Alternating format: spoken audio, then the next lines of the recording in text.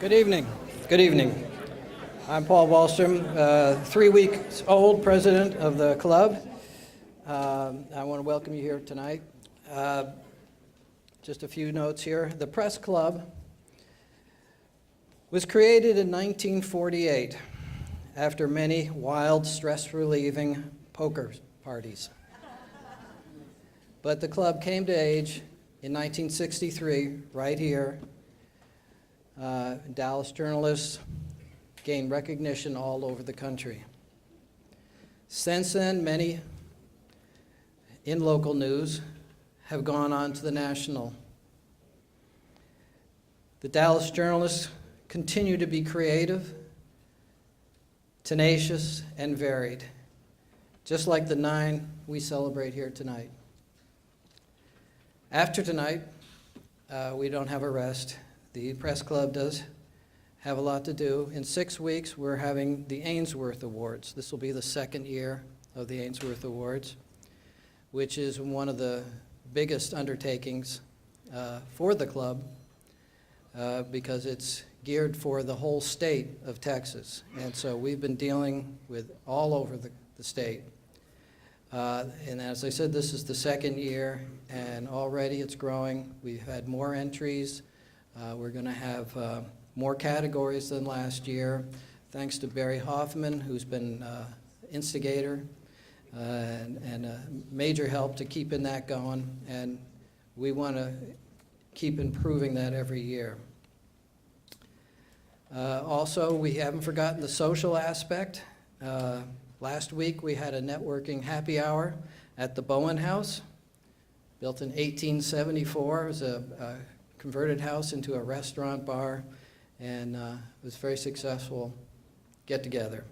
We're planning another one in November, and then in December, we'll have the annual holiday party at the mansion. Also, what we're going to be working on the next year are we have 3 major university journalism schools involved with the club now, SMU, TCU, and North Texas, and we hope to be planning some more informational and educational programs with them. If any of these events sound good to you, we're welcome.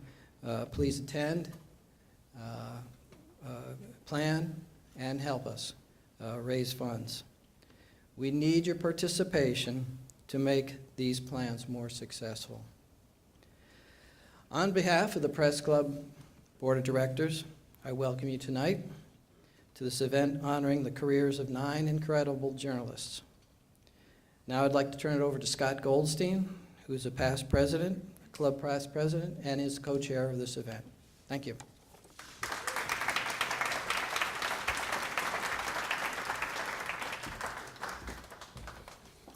Thank you, Paul. It's been an honor to be a part of this great event once again this year.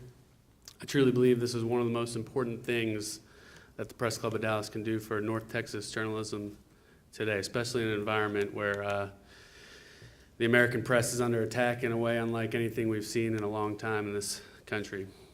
It makes it that much more important that we come together and honor those who've been on the front lines of our local free press, setting the standard for the next generation of North Texas journalists. So first I want to recognize the past honorees who are with us tonight. Any past legends, if you could please stand up and be recognized. I know we have a few in the crowd.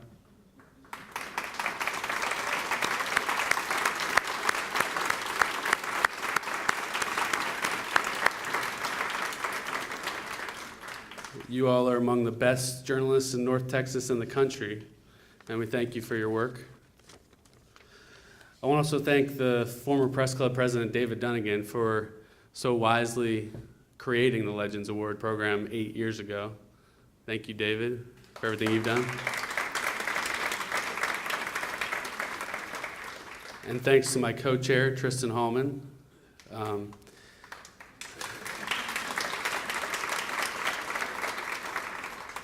And to Frank Librio and Angela Madison, who are also judges along with myself and Tristan this year.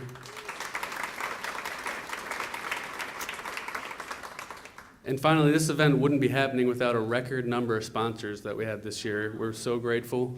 So I'm going to just recognize all 30 sponsors. Visit Dallas, Pierce Allman, Jim Maroney, the UNT Mayborn School of Journalism, Mindset Branding and Marketing, LLC, KERA, CBS 11, NBC 5, WFAA, the Dallas Morning News, Fox 4, Allen Media, LDWW, DHD Films, Focus Communications, Myad PR, The Reeds Public Relations, Hill and Knowlton, MRR and Associates, Barry Hoffman, Dale Hansen, Pierpont Communications, Byron Harris, JBJ Management, Pro Football Talk, John McKay, Tracy Rowlett, the UNT System, Bob Mong, and Medical City Healthcare.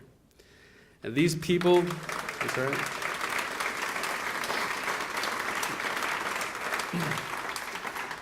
These people and organizations deserve a great deal of credit for so generously supporting the Press Club of Dallas and specifically our 2018 Legends. So thank you for your support.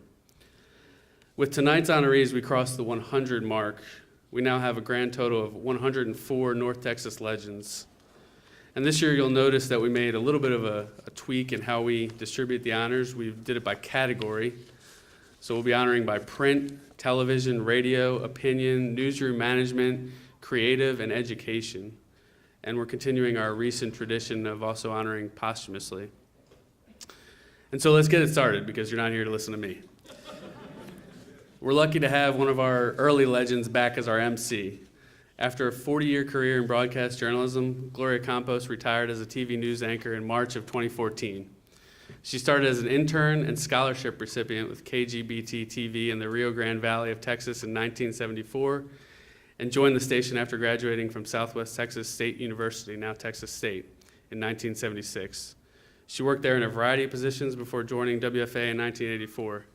She quickly worked her way up the ranks, becoming the full-time 5, 6, and 10 p.m. anchor, in addition to producing the station's weekly Wednesday's Child Reports for nearly 20 years. In addition to her 2014 Legends Award, Gloria has been honored by the Dallas Can Academy, the Family Place, the UNT Mayborn School of Journalism, Texas State University, D Magazine, and many other organizations for her work on air and in the community. She's also a 2010 inductee to the National Hispanic Journalists Hall of Fame. Gloria and her husband of 40-plus years, Lance Brown, have 2 adult sons, Gregory and Anthony. Ladies and gentlemen, please welcome Gloria Campos.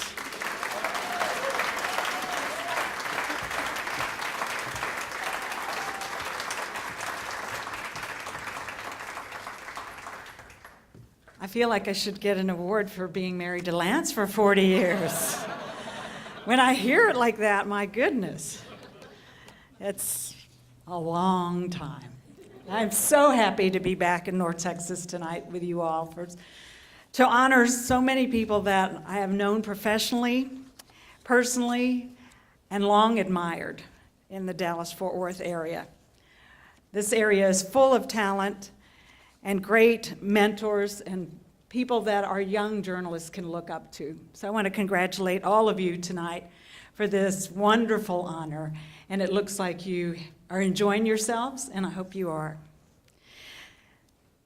So tonight, as you heard, we're going to induct our 9 newest legends. And I worked with several of them over the years. We begin this evening with the print category. Our first honoree has been part of the elite world of the NFL for more than 25 years, rubbing elbows with some of North Texas' most beloved athletes, guys like Troy Aikman, Roger Staubach, and Emmitt Smith, to name just a few. As a print journalist, she took us into the locker room after 3 Dallas Cowboys Super Bowls. Remember them? As the leader in the sports department at Fort Worth Star-Telegram for 18 years. And yes, she covered 7 Olympic Games from Korea to London. Charean Williams is the first female NFL Hall of Fame voter. To top all of that, she herself is a Hall of Famer.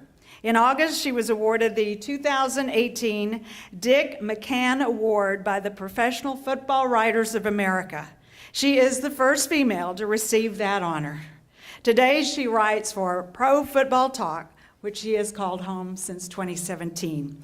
We are very proud to say that despite all of that, her mantle may not have been completed until tonight with perhaps the most coveted award that she has earned. Ladies and gentlemen, please join me in recognizing tonight's first honoree, Shireen Williams, as this year's Legend in Print Journalism.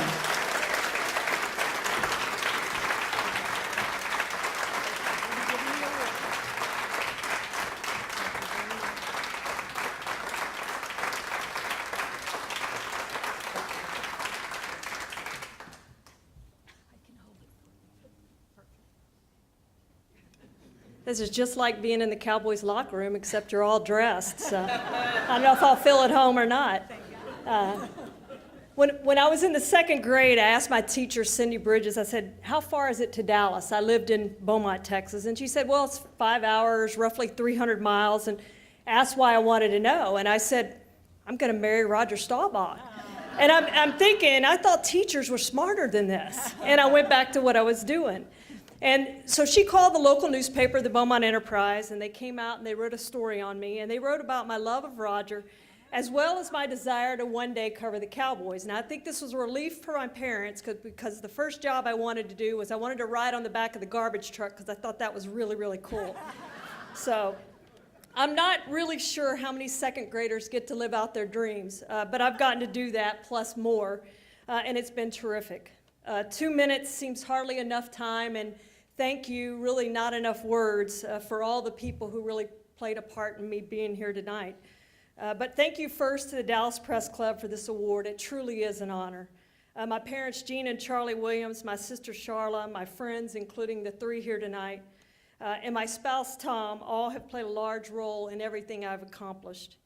I also wouldn't be here without the Orlando Sentinel, Celeste Williams, my boss at the Fort Worth Star-Telegram, as well as the Fort Worth Star-Telegram and NBC and Pro Football Talk, and Mike Florio, my current boss, for giving me a chance to cover the NFL for the past 25 years.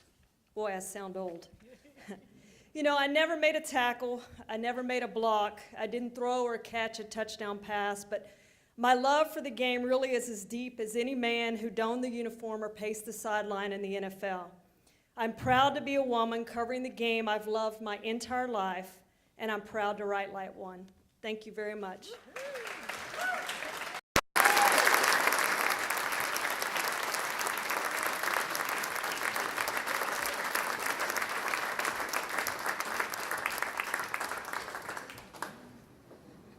Unlike Shireen, I wanted to hit a home run.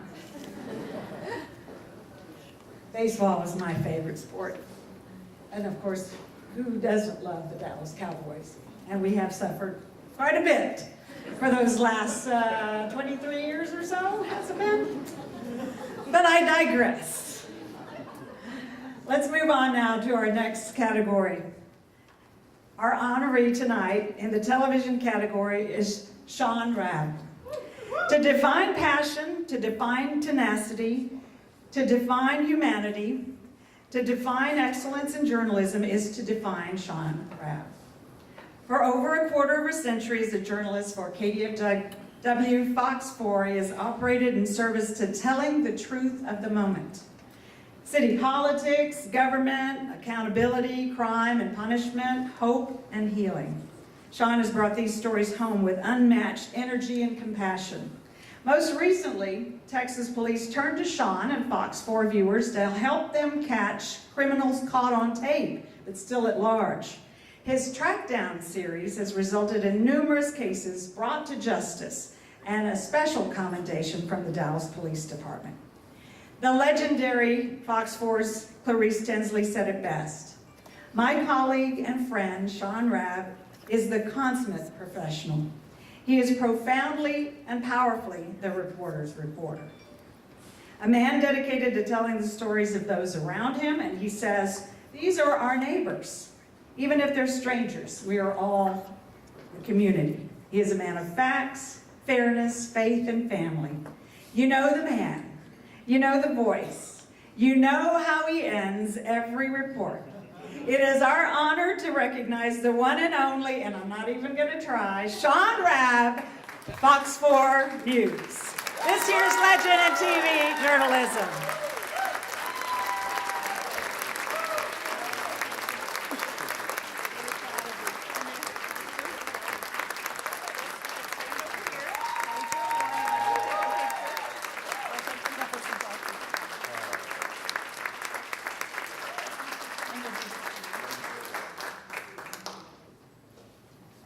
There aren't many moments when I'm speechless, but this is one. I am so honored and so humbled, and I first just want to say thank you to the Press Club of Dallas. I'm here because the smartest woman in my life was my grandmother, who never got beyond the 6th grade. But every night made me watch the evening news. And as we sat there watching Walter Cronkite, Eric Sevareid, she would say to me, Max Robinson, she'd say to me, you can do that. You can be on TV. You can tell the news. She planted a seed, and the seed has grown. I pray it has some fruit. So thank you. Thank Kathy Saunders, General Manager at KDFW, for letting me hang around and play on TV this morning. I want to thank all my coworkers who've come tonight. You don't know what that means for me to see you here. I appreciate that so much. My dear friends from church, Deacon and Sister Turner, and most of all, my queen, who supports me in all things, my wife, Marion Brown. Thank you so much.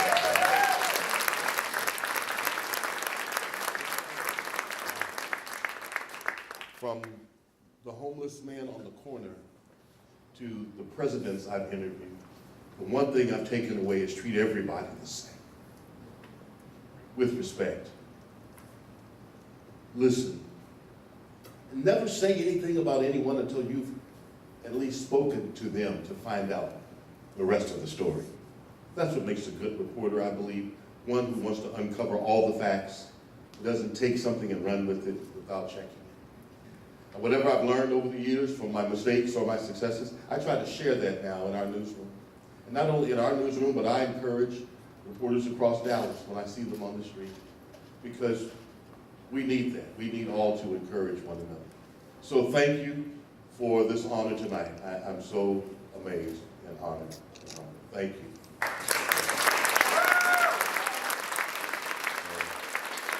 She won't say it, Gloria won't say it, but I will tonight just for you. Sean Rabb, Fox 4.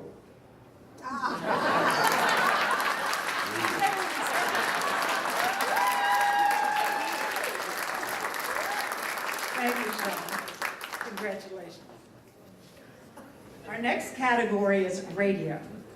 Sam Baker, for 27 years. Sam Baker has brought North Texans the news that's defined a generation. From the September 11th terrorist attacks, to Hurricane Katrina, to the Dallas police shootings. And he's done it at a time of day when most of us, and even the sun, aren't up yet. Sam, of course, is the morning edition host of our local public radio station, KERA. And for a lot of folks, hearing that wonderful, beautiful voice is as crucial to the morning as a cup of coffee or even a shower. Sam's a Texan from the get-go. He was born in Beaumont. Didn't realize you two had that in common. Spent a few years in Oklahoma before moving to Dallas and KERA in 1991. He's the man behind Vital Signs, a weekly conversation about common health issues. For years, he hosted the public affairs TV show On the Record. He's won Emmys, Texas Associated Press Broadcasting Awards, and national recognition from the public radio news directors. The biggest honor? Well, for that we turn to a KERA listener named Carol Reardon. She started her mornings with Sam for almost 2 decades before moving to South Carolina, and then she came back. Carol says, "The first morning I woke up in Texas, I tuned in the clock radio to KERA and I heard Sam's voice. And that just like the barbecue I had the night before told me I was home. Sam Baker is KERA's senior editor and host, and now a Dallas Press Club legend. Congratulations to Sam Baker, tonight's honoree in the radio category.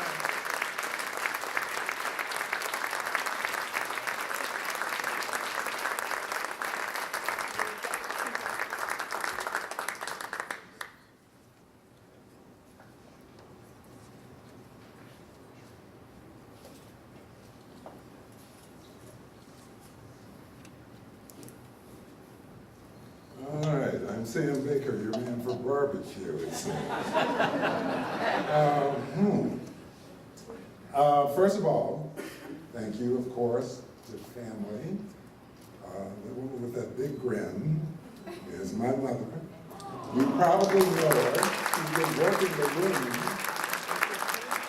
all night long. I got up, went this direction, I came back, and she was gone. And also thanks to Second Family, KERA, and all the people, there's a number of them here tonight, and there's been a lot of people through the years. All have been very, very supportive. It's interesting, I'm looking at this thing, legend, and ever since word of this came about, my coworkers have not resisted the opportunity to say, the legend, you're the legend.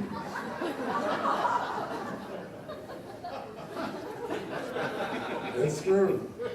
Anybody who came, the legend. I have no clue what that word means for me at all. None. I assume it has something to do with maybe career achievement, maybe longevity, which is certainly nothing to sneeze at. But I don't feel like a legend, and I hope this does not imply that maybe we're at the end. As one person whose name I won't mention said, in jest, means you're getting old. But the way I look at it is, I really feel as if I'm not at the end of anything. I feel like I'm really still trying to stay in the game. There's been so much change over the years. I mean, when I came here, there was no internet, you know. The station I came here from was mixing stories on carts. I had to learn when I got here about cutting stories on reel-to-reel tape with razor blades, and it's gone from that to digital editing and WAV files, and I missed that tape. But yeah, it was God, it was so convenient. But anyway, change. And I even had to say that to some coworkers one day. Look, if you want to stay in this game, if you want to stay relevant, if you want to be a part of it, you have to adapt to change. There's no ifs, ands, or buts about it. So, that said, I know this is an honor for a job well done. Thank you.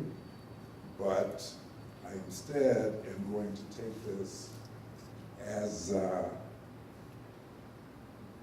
sign of a job I'm still doing well, and will continue to do well.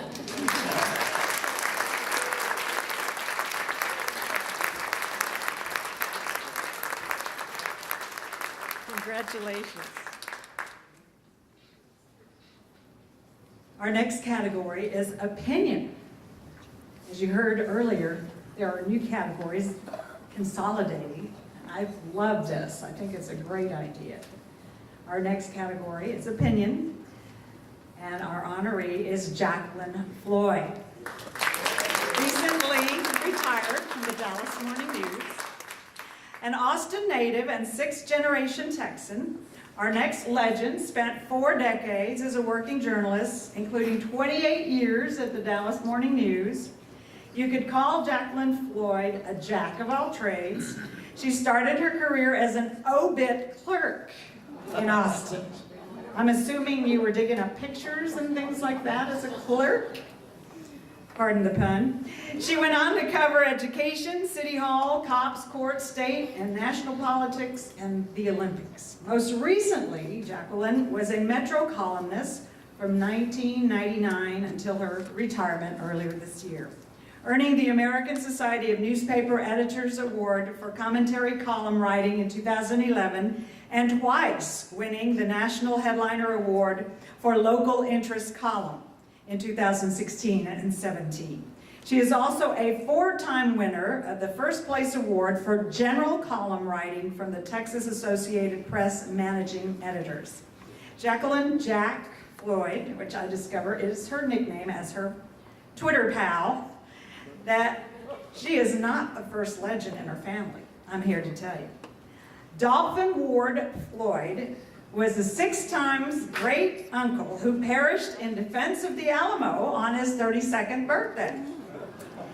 He was no titan of history, we're told, just a farmer who answered the call for reinforcements. Well, when he got to the Alamo, his horse was requisitioned, and he was issued a voucher for $75, for which the state of Texas has yet to make good on. So you gotta keep working on that. So it is safe to say that Jack Floyd is the latest in line of Floyd legends. So congratulations to Jacqueline Floyd, our 2018 Legend in the Opinion category.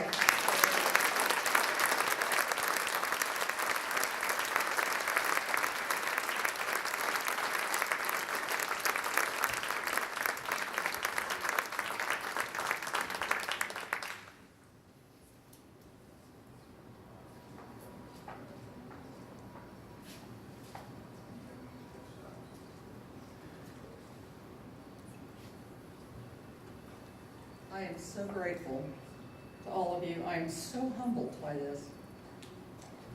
If I could issue some quick thanks to a couple of people, my folks who are not here. Steve Harris, El Jefe, a great editor, a legend on his own. He was the Dallas Morning News editor that everybody wanted to work for.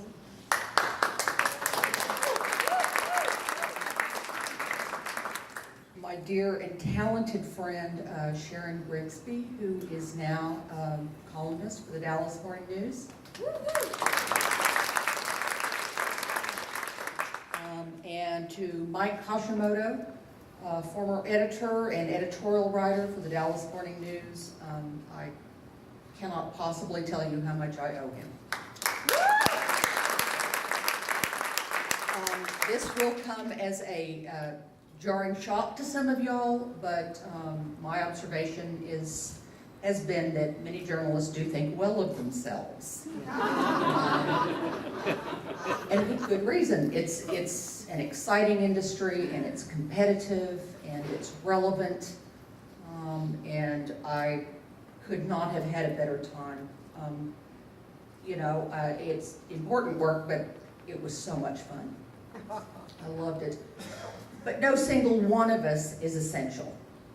I don't think any one of us is essential, but the business we're in, what it means, what it does, what it represents, that's essential. We can't do without it. And I'm so proud to have been a part of it. Thank you very much. It's a wonderful thing.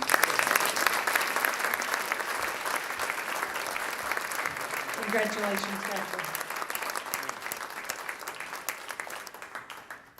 Our next category is newsroom management. And our next honoree, a Fort Worth native, has spent time in just about every TV newsroom in town. John Sparks, a.k.a. Sparky, worked for 45 years in news management at 4 network affiliates in Dallas-Fort Worth. WFAA-TV, Channel 8, ABC, KDFW-TV, Channel 4, CBS at the time, KXAS-TV, Channel 5, NBC, and KTVT-TV, Channel 11, CBS, as well as the NBC station in New York, WNBC TV. In 1980, Sparky produced the first local newscast in the country, originating from a national political convention from the GOP National Convention in Detroit and the Democratic National Convention in New York. He repeated the same for each party's national conventions in 1984, 1988, and 1992. In 1987, his work investigating the SMU football program was recognized with the first Peabody Award won by WFAA and a DuPont Columbia Award. It is fitting tonight that we are honoring John here at this museum because he is credited in saving with the original WFAA TV videotapes that you all have seen many times of the Kennedy assassination news coverage. He saved them from being destroyed in the early 1980s. But that's not his only connection he has to that fateful day.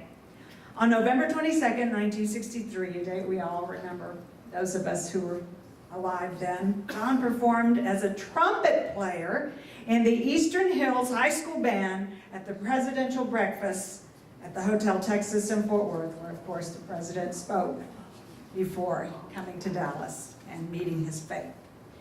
So ladies and gentlemen, please join me in welcoming and congratulating the 2018 Legend for Newsroom Management, Mr. John Sparks. Marky?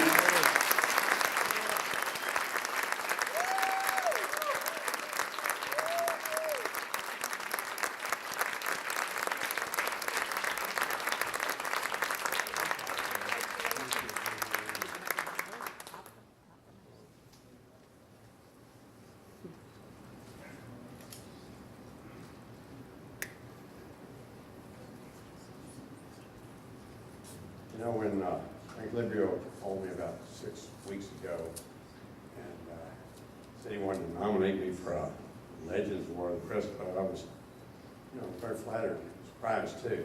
But I want to thank Frank and also for Scott Goldstein and also for the members of the Dallas Press Club that have honored me this evening. Appreciate it. But there are many, many others that played a part. We've heard Sam and Jack and everyone else talk about people that were important in their lives. My wife Sandy is here tonight, for the most important. My sister Diane could not be here. Big Brother wouldn't let her drive forth in a rainstorm, which didn't happen. But anyway, and my dear friends Troy and Janet Duncan are here with us too. And they brave the elements that come out tonight, as everybody else did. Also want to thank Dale Hansen, who was kind enough to give me his tickets so they could join us tonight. So thank you, Dale. The truth is, I'm a blessed man. I'm blessed to have had a wonderful career working alongside so many dear colleagues and friends that are here tonight. John Jenkins, Byron Harris, John Good Johnson, George Getchell, Sean Rabb, and Art and Del McLaren. If I forgot anybody, and there are many, many others, forgive me for not mentioning your names, but you mean very much to me. And also to be honored on the same stage in the same breath with Marty Haig, who is my dear friend and former colleague. It's a real honor to be up here. Marty and I used to talk after the news broadcast every day. Come down after the hour at 6 o'clock, and I'd sit in Marty's office, and we'd talk about what did not go right and what did go right, and how we were going to make things better the next day. And but we often shared with one another how fortunate it was that we weren't air traffic controllers or brain surgeons, because when we screwed up, nobody died.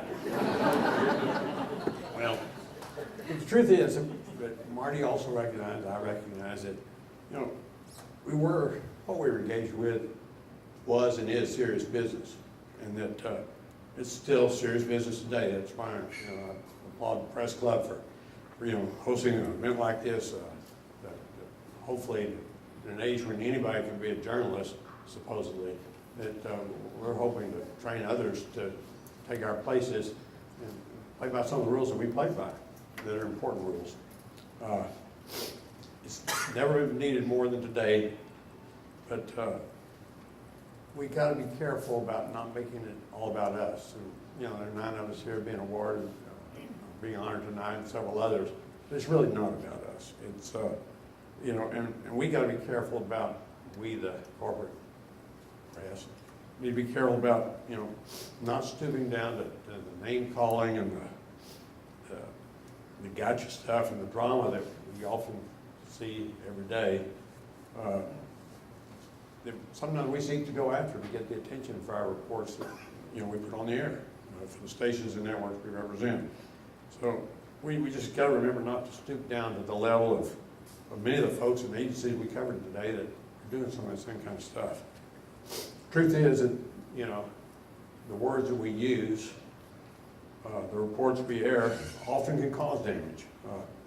Reputations, people's lives. You know, they were often ruined by stories that I was involved with, and I did during my career. And for the hurt that I caused folks, I'm truly sorry. However, I want to hastily add that I never regretted doing those stories or the broadcasts that I produced. But I've been blessed by everyone here, you, your friendships, your counsel, your hard work, whether you're a reporter, a photographer, an editor, a producer, a news manager, an engineer, production folks, attorneys, station managers, owners. Everybody played a vital role in our support. And I've been, as I said, again, speaking, I've been very blessed. And but foremost, I've been blessed by God that gave me the talent to use that, you know, I was fortunate enough to work in a field that I enjoy and make a living at it. And he placed us all together here in the circumstance we find ourselves in. To really, to him belongs all the credit, not me or any of the individuals here that are being honored. And by the way, he's got a first name, it's called Jesus. And I know that if you'd like to know more about him, and Sandy, my wife, Troy, and Janet, I'm glad to tell you about him. But again, thank you all very much for your time and recognition. I appreciate it.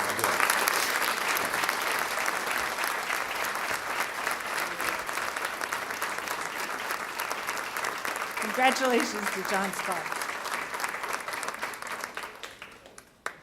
Our next category has been labeled creative, and I like the sound of that.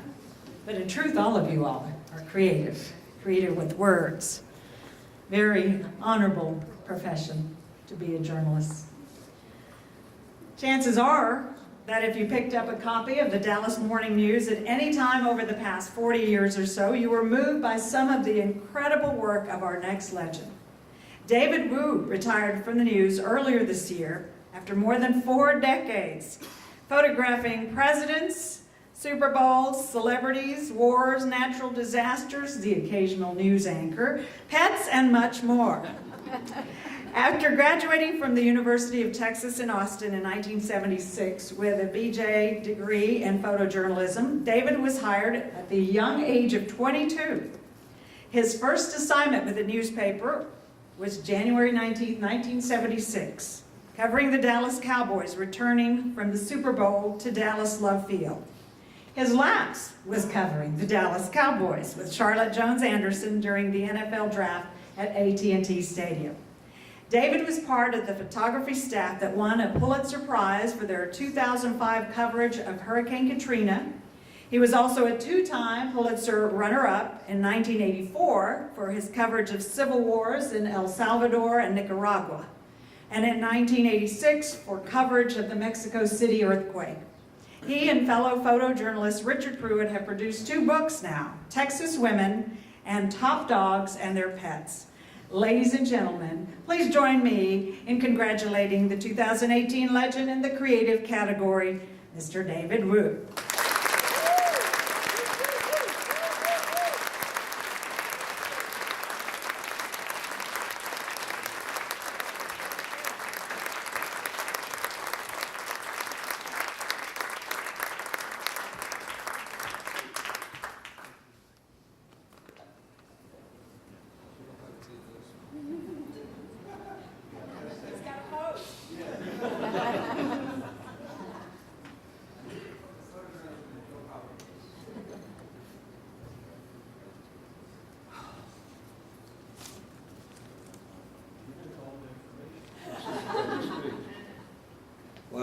Thank you both. I would like to give a special thanks to the Press Club of Dallas and the great honor to be in the same room with all these colleagues of mine that I work with.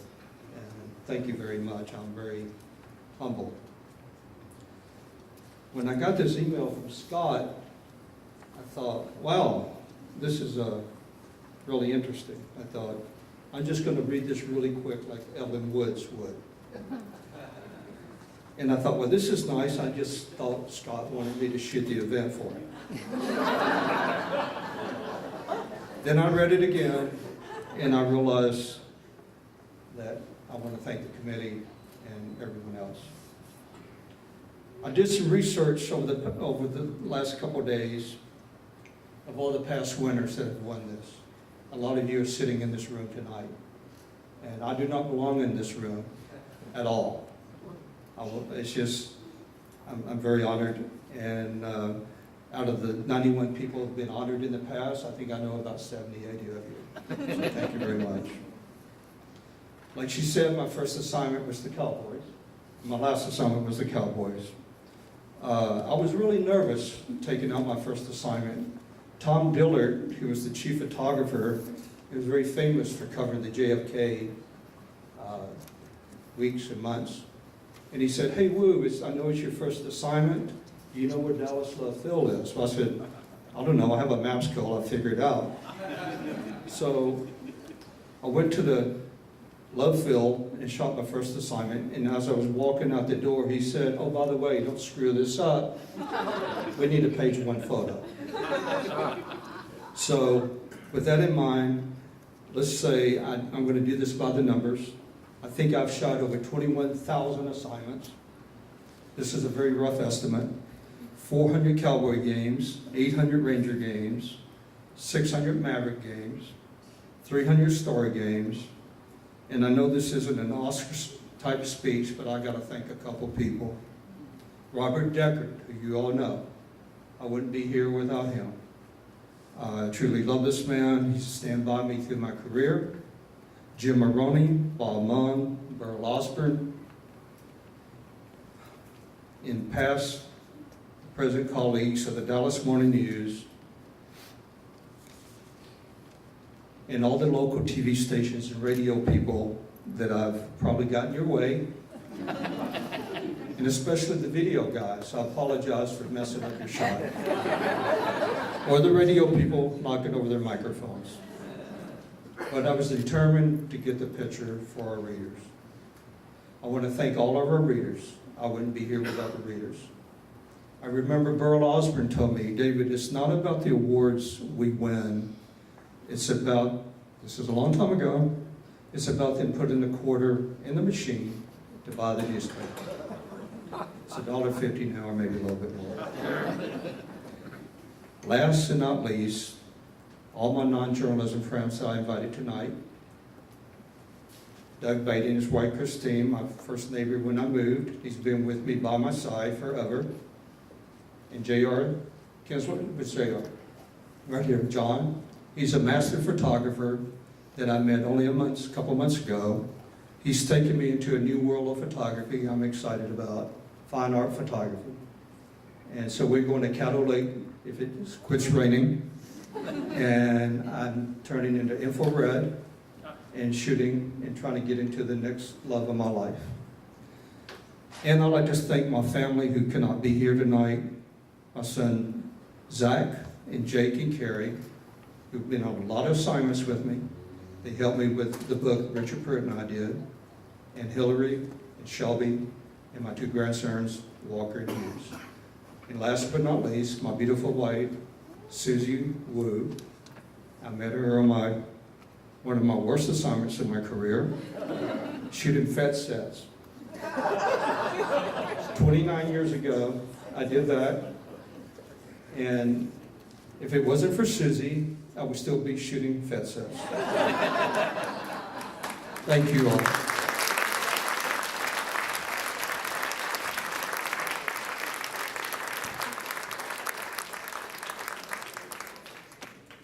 Congratulations, David. Our next category is education. The extraordinary career of George Getchell can be summed up in one word: tribe. Writing can be a solitary experience. But Getchell always felt that the life of a writer did not have to be a lonely one. Writers could be bolstered by a community of like-minded people who shared their experience, strength, and hope with one another. George had a dream for a conference located right here in North Texas, where great writers of all ages and backgrounds and from all across the nation could come together for a weekend to talk about writing, and not just to speak formally at a lectern on the stage, but also to meet informally over lunches, dinners, and yes, drinks every now and then. They would talk to each other as well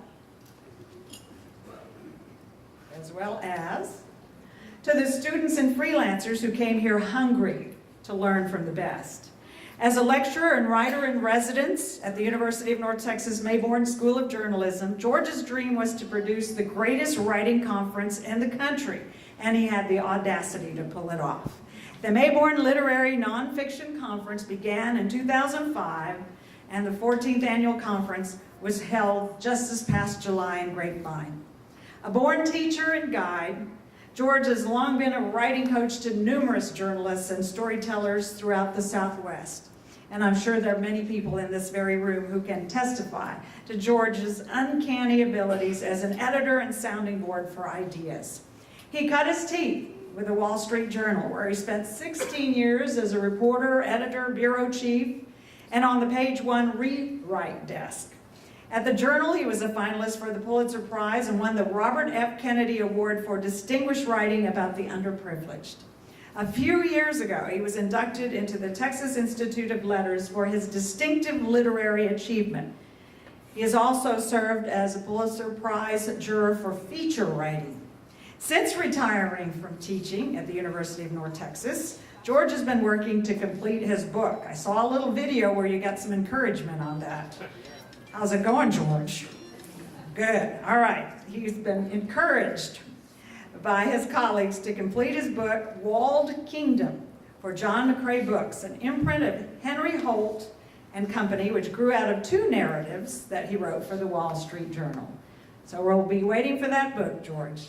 Ladies and gentlemen, please welcome and congratulate Mr. George Getchell.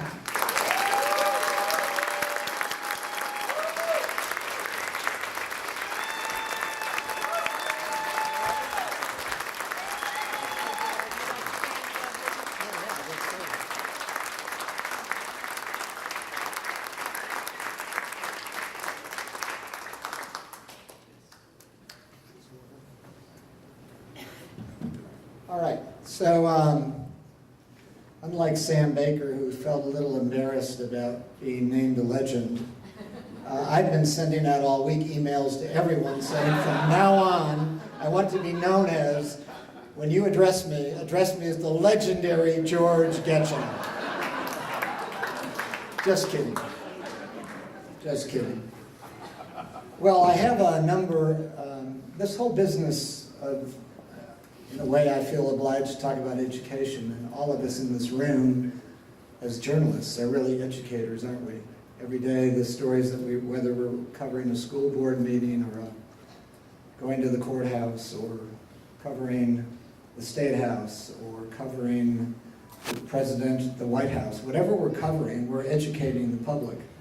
Educating the public in a way that academics don't often educate them. We do it from the ground up. We go and talk to sources. We go and try to find what's the heart of the story, what's the deepest meaning of the story, and why should people care about the story. And that's not something that's taught in school. I learned that in the trenches of journalism, just like everyone here has. And so in a weird sort of way, this business of education is something we don't talk about, you know, in the newsrooms and in the television stations and the radio stations that we work in, but that's what we do. We are really teachers. And I think our readers are our students. They look to us for answers, just like students look to their teachers for answers. And the kind of answers that we provide is going to mean everything when it comes to the level of discourse, the level of understanding, how people react to situations, how they vote. So, to me, the jobs that all of us in this room hold are jobs that matter. They're jobs that change the course of society. They determine how the nation behaves, how the nation thinks, how the nation views itself. And so it's an important role, an incredibly important role. And in a strange sort of way, I think that one of the things that's happening in, hello? Hello? Okay. I think one of the things that's happening today in journalism is that we find ourselves talking about the travails of journalism and the downside of journalism and all the havoc that's being created with downsizing and consolidation and cutbacks and all of that. And those are very real concerns. But I also think that based on what's happening in the world of education, more and more students are coming to the Mayborn School and to other schools. They want to be storytellers. They want to do what we have done. They want to be able to say, I'm a journalist, I'm a writer, I'm a storyteller. They want to change the world just as you have changed the world with your great stories. And to that extent, we're all part of the same tribe. And my tribe from the Mayborn School of Journalism has come here tonight to honor me, and I'm surprised and shocked by the number of people that showed up. I didn't know I had that many friends, but I would like to recognize them if you would just sort of stand up, those of you who are associated with the Mayborn School of Journalism, and with all the, yes, and with all the, they're not standing, I guess they're huddled. Yeah.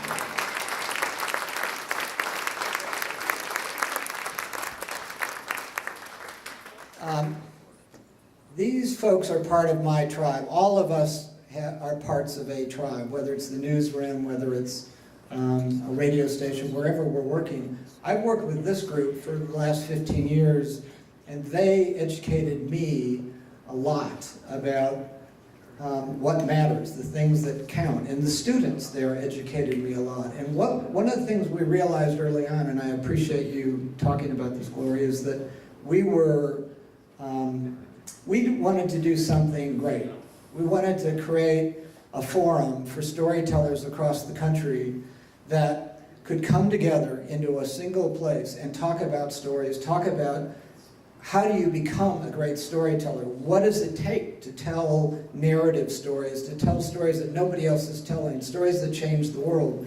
And we brought students, and we brought veteran journalists, people that were wannabe journalists, and it started this, to me, it created something that's never been, it sort of surpassed my expectations, because it is now the Mayborn Conference. The Mayborn Literary Nonfiction Conference is a place where people come, they share ideas, they get education, they find that they can do it too. They can become great storytellers. They experience that. And I just want to say this. What we're doing at the Mayborn School and the Mayborn Conference is something that every journalist should be engaged in the newsroom. I heard today Dave Tarrant at the Dallas Morning News was coaching his narrative project team, talking about what matters, why this story matters, and why you have to die to your story, why this matters. You're going to change the world with this story. We all know that intuitively, but we don't talk about it enough. I say, tonight, I would hope all of you will pledge that whatever your role is in the world of journalism, that you will make sure that you light a fire under everybody that you're working with, so that you can say, 10 years from now, when you see that person winning Pulitzer Prizes or whatever it is they're being honored for, they're going to say, because that person told me that stories mattered, and they matter in a way that we don't even recognize. They live on beyond us. Stories live on for centuries. We don't even know the impact of these stories. So I know I'm sounding like a preacher, forgive me, but that's sort of my style. But I really mean what I say. I ask you all to not focus on what's going wrong with journalism, but focus on the power and the honor to be a journalist, the honor to be a storyteller. How fortunate we are to do what we do. And I'm really honored tonight to be honored by the Dallas Press Club, which in and of itself is holding the torch for great journalism. And I really appreciate this honor. Thank you.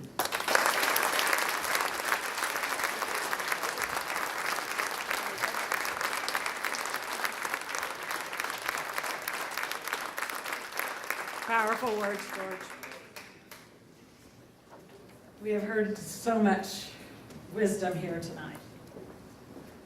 As I was telling someone, I was happy to be involved with this event tonight because for the longest time, to me, the stories were bad, you know, and they kind of got to me after working in the news business for 40 years. So now I'm all about good news.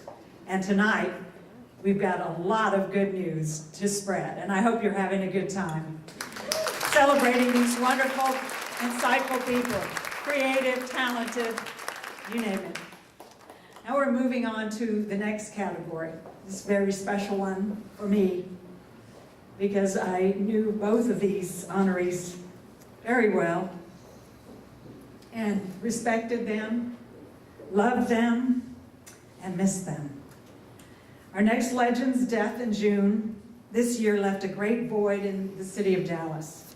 Mercedes Olivera authored one of the longest running columns dedicated to Latino issues in a major metropolitan newspaper, having written for the Dallas Morning News from 1975 to 2017.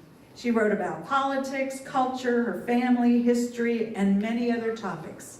I personally considered her the authority on Latinos in Dallas and respected her insight and her opinions.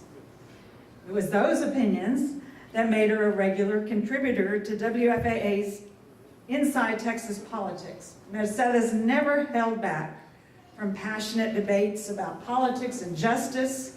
As Channel 8 news anchor John McKay noted in a recent tribute to her, almost nothing she did came as a surprise, McKay said, that she was a Fulbright scholar, that her column focusing since 1975 on Latino life and issues was one of the longest running in a major newspaper, that she would use that column to give voice to the voiceless were all things that if you knew Mercedes, you'd expect from Mercedes.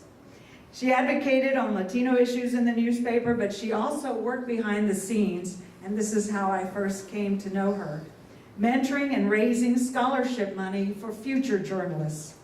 That's why the DFW Network of Hispanic Communicators earlier this year established a scholarship fund in her name to aspiring journalists. She left us way too soon, but with this honor, the Dallas Press Club of Dallas hopes that future generations of journalists will not soon forget her tremendous legacy in this city. Tonight, accepting the award on behalf of the Olivera family is Mercedes' daughter, Monica Olivera. Monica?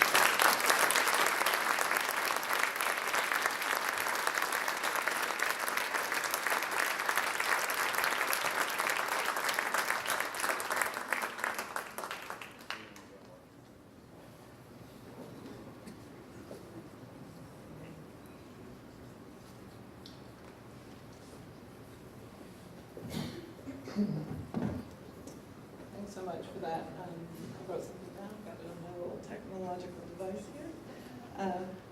We do thank you very much for everything and good evening. My dad, Andrew, and I and our family would like to thank the Press Club and especially the judges so very much for recognizing my mom, Mercedes, with this award. We only wish that she were here to accept it in person. I know she would be very touched and surprised by the honor. The Hispanic community, especially the one here in the Dallas-Fort Worth area, meant a great deal to my mom. Over 45 years ago, she became a voice for Latinos at a time when most papers certainly didn't dedicate a column to Hispanic issues. And she never stopped speaking out until last year when her health made it impossible. Her readers relied on her column for information about events and opportunities, as well as to read stories that highlighted the accomplishments of people within our community. My mother strove to find those stories that empower us, inspire us, and connect us all to each other. Those stories have always been important, but they are especially important now, and we will miss her voice tremendously. Thank you.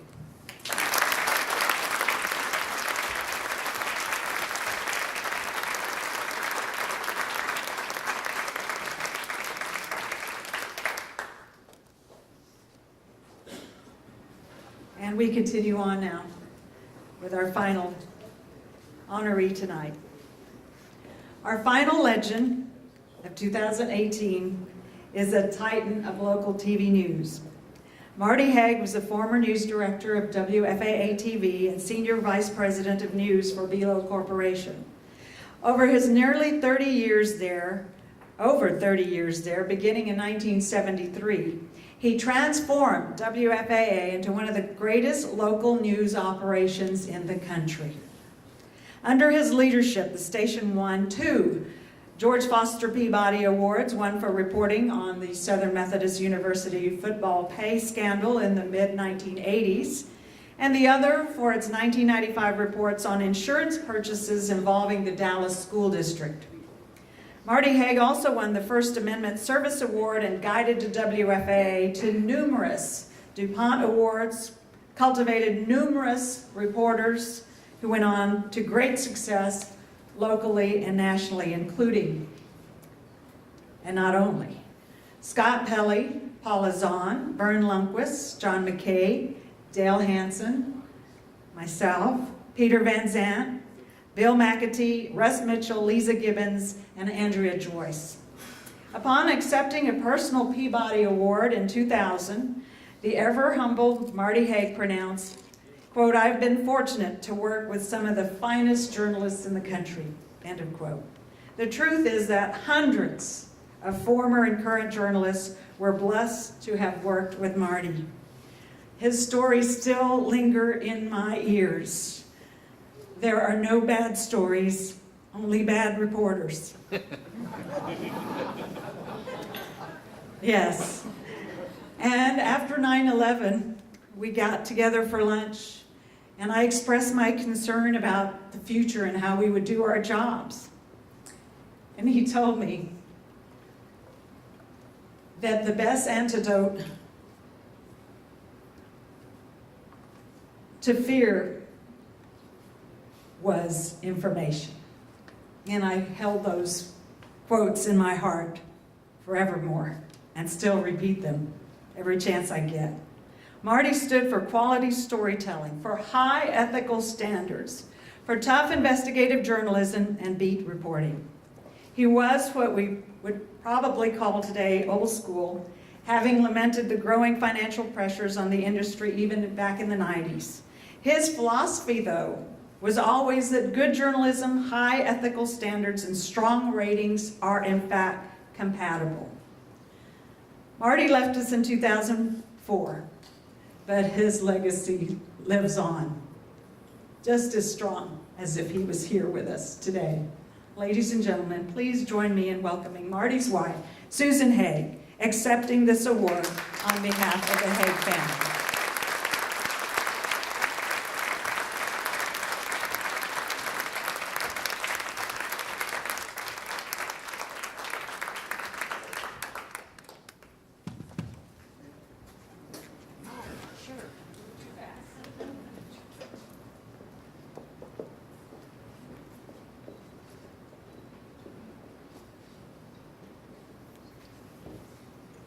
Thank you.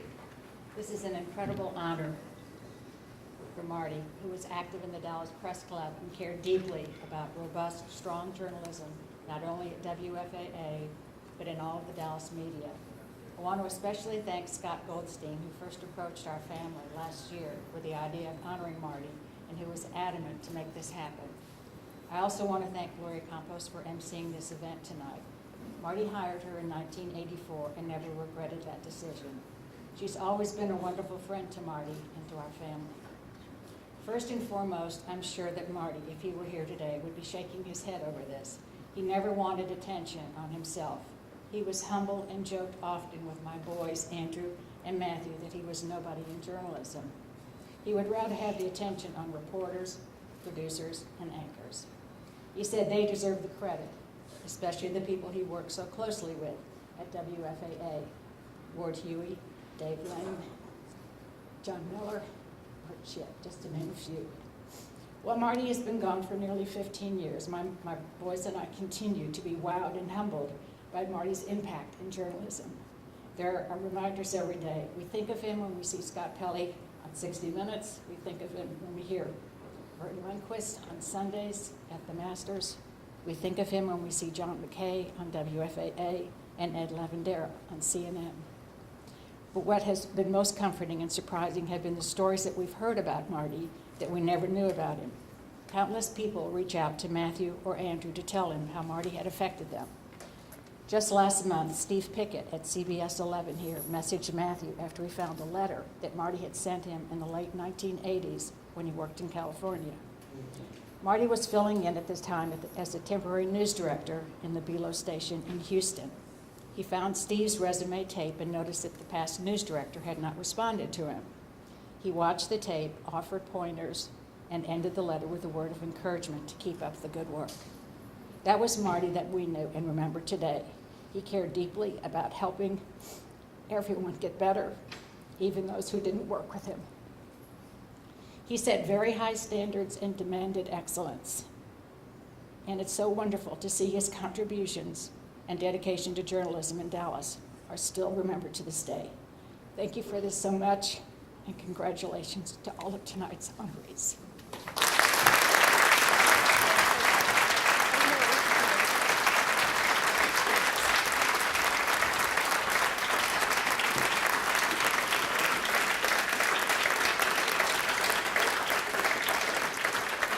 That concludes tonight's program.